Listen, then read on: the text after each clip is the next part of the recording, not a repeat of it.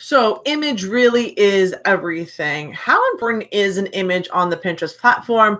How can you use an image to convert a customer into a buyer? So, that is the topic we're talking about today on my YouTube Live. My name is Chef Katrina. I'm super excited that you are joining me here live this evening yet again. So, as you all know, this is part of my 90 days of video challenge that I am jumping on board and sharing with you things that I'm learning during this 90-day challenge. I'm using this challenge to build out the Young Entrepreneur Project. So I'm sharing this with other entrepreneurs from around the world, giving them an opportunity to plug into one of the top fastest growing entrepreneurial clubs to use this system to leverage the training, leverage the incentive marketing program, and also the ability to refer and earn, which every entrepreneur loves, an extra stream of income. So with that, let's head back over to Pinterest. So how do you take a customer from an image to a purchase? What's interesting is I was putting together a funnel today. And so I use a system called Sam's Cart, and I put together a one type funnel or one page funnel. And in doing so, one of the things that we were looking at when we were building this out was that image really is everything. Good images actually help sell the story. And that helps increase the sales. It actually drives the buying desire. So how many of you have, gone to the mall, gone to an open market, walked around, and you're looking through the window? We call it window shopping, right? And you're looking around, and all of a sudden you see something, you're like, oh, and then you go and the next thing you know, you're buying it, right? So we're absolutely visual shoppers. A lot of the times, not a lot of the times, most of the time, almost every single time, we buy because what we see intrigues us. We want it in our lives. We want to have that item in our house, in our homes is important to us. So learning how to customize images so that you get the customer wanting to purchase that item is really important. And I will tell you right now, as a former chef, I have an eye for plating food, but when it comes to graphically designing things online, it's probably one of my biggest challenges. Now, I can put out some really good pins, but I'll say it's probably 1 in 5 that I really like. Because I do get challenged in terms of the time that it takes, because I'm a perfectionist and I want every pin to be perfect. But the idea is there are 3 things you want to remember around creating images, especially for the Pinterest platform. First off, Pinterest is a visual platform. So any image that you put up there, it's going to document. And what I mean by that is if you put up a pin that has an image of a table, right? Pinterest is actually going to try to find similar images that are related to that.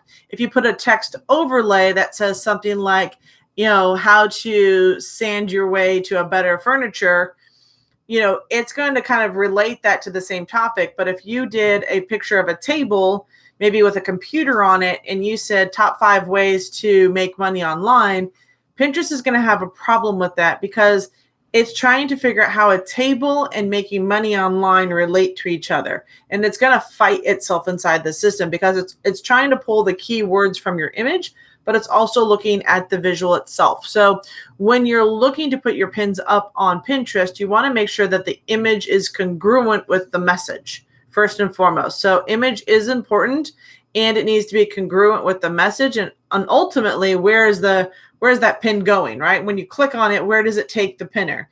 That's a really big thing. So the first thing is absolutely the image is the most critical element of a pin. The second critical thing, I just mentioned it, is the text overlay. So while most social media sites, especially I'll just pick on Facebook, says you can only have 20% text on the image, that's not the same for Pinterest. You want to use text overlay as a way to create curiosity. You want to use it as a way to kind of entice people in what possibly is here. What's the purpose of the pin? Why should they click on it? What's it going to do for them? And where is it going to take them?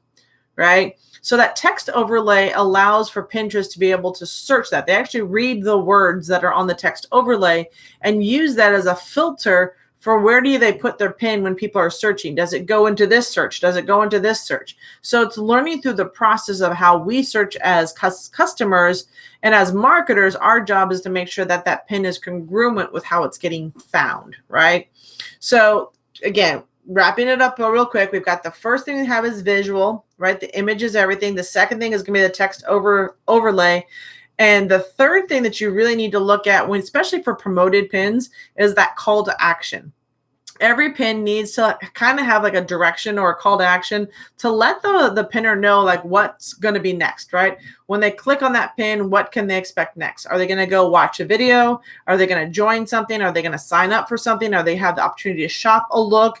Do they have the opportunity to buy something? Are they getting on an email list? Are they downloading a recipe? Like, what is it that they're actually doing?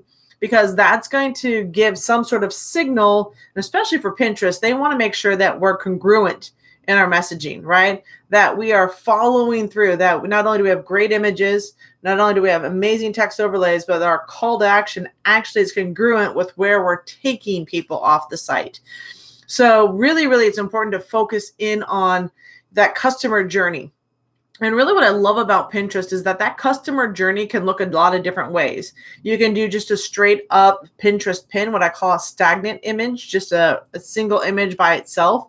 We also have video pins that Pinterest now allows you to do. So as a business owner and as a business account, you can actually create video pins. Now they will be under review for at least 24 hours. So any video you do put up on Pinterest, it does get reviewed. Which is great because it's really keeping the site clean.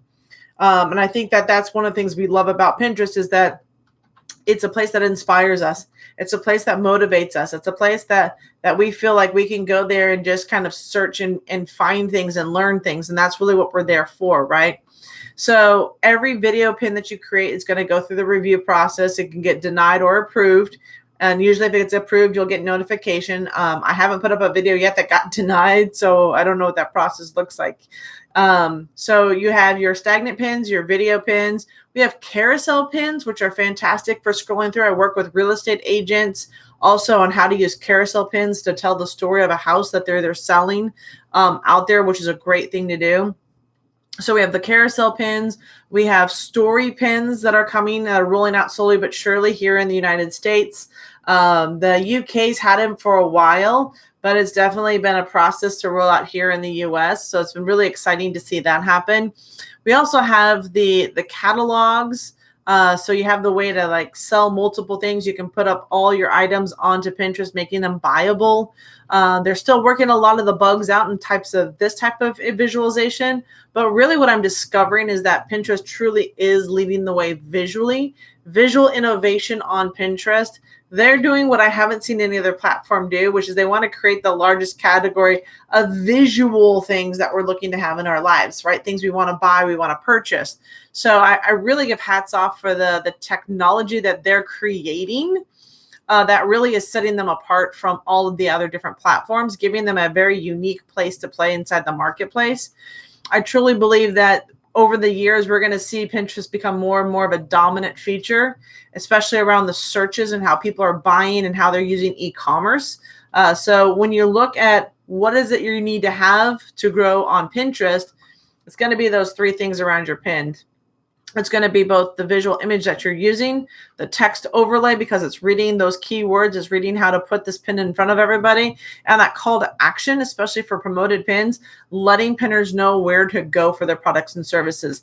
Now, there is a little difference in some of the clothing industry and the fashion industry, but really that imagery is really important. And even I haven't mentioned it, my bonus piece and this is the thing, one thing that Pinterest does request for every business pin is put your logo on the pin, right? Make sure that people are learning where your pin's coming from, create that visual memory process, and also help Pinterest be able to pull up your pins as relevant pins to what people are looking for. So there's a lot of great things with Pinterest in terms of relevancy, how to get found again. So the more congruent your images all look, the more similar they are underneath every single topic that you're working with, the easier it is for people to find you on Pinterest. And the more likely you're going to create that engagement, that customer, and you're going to create that brand and that tribe on the Pinterest platform. So I hope you're getting value from my, late night YouTube dives, but they're a lot of fun. And usually I'm discovering that at the end of every day, there's something to share with you about my journey, about, getting back into blogging, getting back into really diving deeper into Pinterest and sharing it. Well, I've been sharing it with my students and I've been sharing it with my one-on-one private clients. I haven't been out here talking about the value of Pinterest, and that's what I'm out here to change inside these 90 days. So we are day 84 out of 89, so we're counting it down. But I thank you so much. And really, what I'd love to share with you is an opportunity to get involved in my pin workshop. So this workshop is about teaching you all those things that I just talked about, right? The visual imagery, the text overlay, the call to action. So that's all involved inside of that virtual pin workshop. And then on top of that, what you'll get access to is a live Q&A. So once you're starting to build your pins, you're starting to get a handle of what it is, then I invite you to attend a live Q&A session so you can bring your pins in to get reviewed. You can get feedback. You can see what other pinners and other businesses are doing with their pins. So this is one way to leverage an amazing community and learn from others how Pinterest is looking at your pins and how you can, refine and craft your pins yourself for your brand and your business. So head over to thechefkatrina.com. That is thechefkatrina.com/pin-workshop. The link is down below here in the description. So if you have any questions, let me know. Comment down below. Let me know if these are valuable for you. I definitely want to provide extraordinary value for you on YouTube, talking about pins, visualization. And if you have questions, please comment. I do get back to those that comment and add value to this overall conversation. So I hope you're having a great day. And thank you so much for joining me here on Pinterest. And I look forward to seeing you in the pin workshop. Talk to you soon.